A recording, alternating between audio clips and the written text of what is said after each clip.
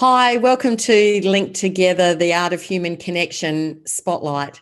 So today I'm Leanne Isaacson, and today I've got Bruce Johnston from Toronto in Canada with me in the Spotlight. So welcome, Bruce. Welcome to the Link Together Spotlight. Hello, Leanne. Bruce, I'm really great to have you here. Can you just tell us a little bit about what you do? Sure. Basically, I train individuals and the sales and marketing arms of companies how to use LinkedIn more effectively so they can get more sales. That's basically what I do. Okay, so as far as doing that, so you're obviously in Toronto. So, do you work with people locally, or how do you tend to work with the clients that you work with? I tend to work with everybody online, either via phone or Skype or other connection like Zoom or Join Me, that sort of thing. WebEx, all the different screen sharing services. I use that typically, and I'll work with people as long as they speak English anywhere in the world. So I've had clients in China, Australia, New Zealand, South Africa, Europe, of course, all over North America. So as far as working with people all across the world, so how do people generally find you? Like, do you, is it just through word of mouth, or do you actively market, or so how do people find you to work with you? Partly referrals from previous clients of mine and from people I know through my connections. But for the most part, people find me on LinkedIn. You could, I suppose, call it my marketing, but I publish on LinkedIn at least twice a week. I usually publish an article every Tuesday. I post every Thursday, and people find me through those. I've got a pretty good readership, and a lot of people follow me, and people find me through that. So typically, a lot of my connections will read my articles, and they'll comment or like it, and then their connections will find me through them liking or commenting. It's sort of the minor version of what it's like to be viral, I suppose. But it gets me a lot of people that I wouldn't meet otherwise.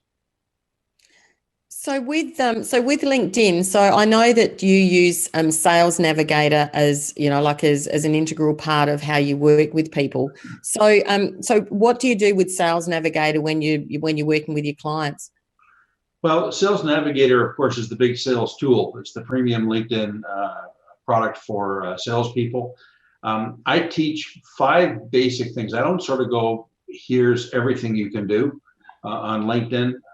There are 5 basic things that I believe are the fundamentals that every salesperson should know, or any solopreneur or any person working with themselves, consultant, should know on LinkedIn.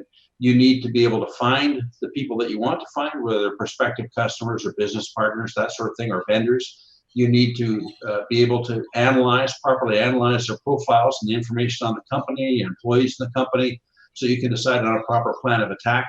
You need to be visible on LinkedIn. In other words, you have to have a good-looking profile. You have to have people be able to find you on LinkedIn. You have to be credible, in which case you have to have credibility with these people that you're going after, and you have to, of course, connect with those people. So there's 5 things, and in some cases, the visibility and the credibility comes after you connect with them. But you have to have that visibility, and you have to have that credibility to be taken seriously by people. So those are the 5 basic things I teach, and certainly a lot of those things are enhanced or made easier when you use Sales Navigator.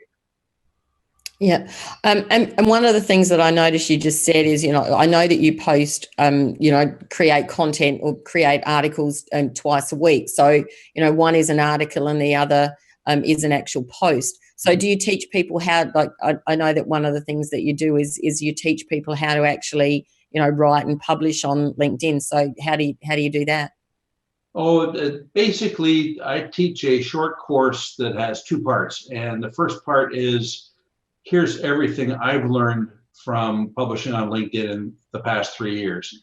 And it's more or less, here's all the mistakes I made, don't do these things, plus here's the things I found that work. So it's a big long list of those things that adds up to sort of a shortcut to establishing yourself as a writer on LinkedIn.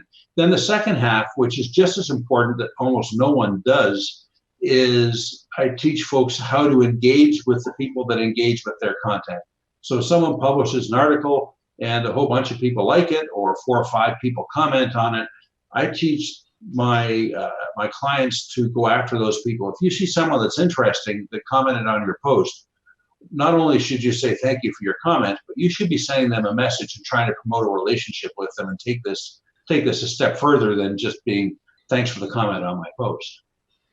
Yep. Which leads me to the next question is, how do you do that? I know that in-mails are certainly something that are very misunderstood and underutilized on LinkedIn. So that's something that you use a lot with your clients and teach people how to use. Correct. It's very odd.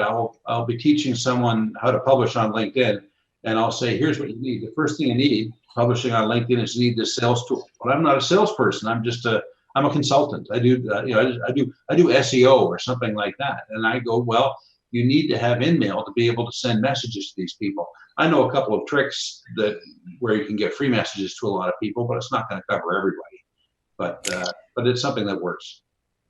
Fantastic. Well, look, thanks, Bruce. So if you could to give people 3 tips to using LinkedIn and how you can help them, what would they be? Well, 2 of the things I mentioned already. Be visible. If people can't find you or can't see you, or your profile is really skinny and doesn't look like there's much there, there's no description as to what you do in your current job position, for example, you need to have visibility. And then the second thing is you need to be credible. You have to come across as a credible person who can add value for someone. And the third thing is to always be adding that value. When you talk with someone, you should always be trying to figure out what they want and figuring out how to get it for them, or how to move them in that direction. And if you do those things, people are going to react, and they're going to react positively to you. Fantastic. So look, thank you, Bruce. So if people are interested in working with Bruce, please get in touch with him, especially if you're interested in working with Bruce from a remote perspective, which is probably a really valuable way of working. So get in touch with Bruce on his LinkedIn profile. And yeah, thank you, Bruce. It's been a pleasure. All right. Mine too. Thanks, Leanne. Thank you.